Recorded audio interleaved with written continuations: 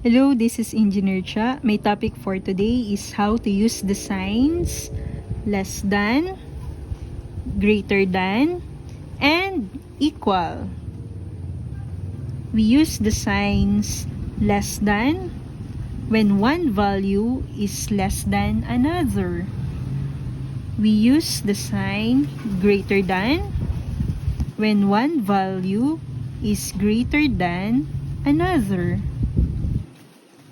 And we use the sign equal when the two values are equal. Ngayon, sa pagkakataong ito, meron kaming ituturong tatlong mnemonics. Pag sinabing mnemonics, ito ay isang sistema para mabilis matandaan ang isang bagay. Base sa experience ko sa pag-tutor simula nung ako ay high school, nung college, and even kahit ngayon nagtatrabaho na, nagiging i-struggle ng mga bata kung kailan gagamitin ang less than, ang greater than, at ang equal. First mnemonics, sa pamamagitan ng tuka. Kung familiar kayo sa tuka ng manok, si less than at si greater than, parang kaparehas ng isang tuka. Ngayon, ginagamit daw sila less than and greater than kung nasaan ang tuka, na doon ang mas maliit. Anong mas malaki? Anong mas maliit? 5 or 10? 5. Kung kaya't, doon din ang gawi ng tuka. Next example, 23, 16. Anong mas maliit? 23 or 16? 16. Dahil na doon ang mas maliit, doon din ang gawi ng tuka. So, 5 is less than 10, 23 is greater than 16. Yun ang first mnemonics. Kung nasaan ang gawi ng tuka, doon siya sa mas maliit na number. Kung nasaan ang mas maliit na numero, doon ang paggawi ng tuka.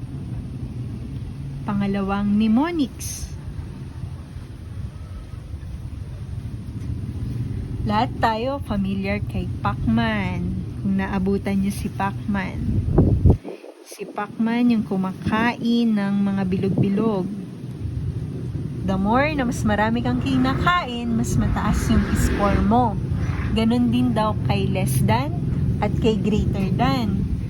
Si less than at si greater than, kung sino daw ang mas malaking numero, yun ang mas kakainin ni Pac-Man.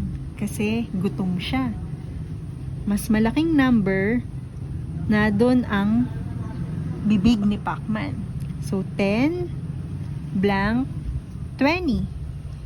Anong mas malaki? 10 or 20?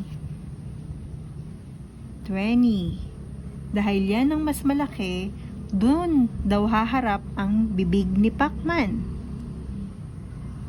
10 is less than 20.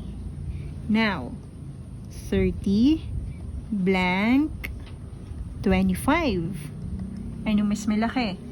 30 or 25? 30. Kung nasaan ang mas malaki, dahil matakaw si Pac-Man, yun yung kakainin niya. Kaya, 30 is greater than 25. Now, last mnemonics. The third one, si less than daw, less than, malapit siya sa letrang L, na ang ibig sabihin ay less than. Nalilito din kasi mga bata paano babasahin sino ba si less than or si greater than. Kaya dito pumapasok yung third mnemonics. Kung sino'y malapit sa L, siya si less than. Si greater than, hindi siya malapit kay letter L. Kaya siya ay greater than. Wala kaming mnemonics kay equal kasi walang nagiging problema dun ng student. Pero gusto kong magbigay na example relative to equal sign.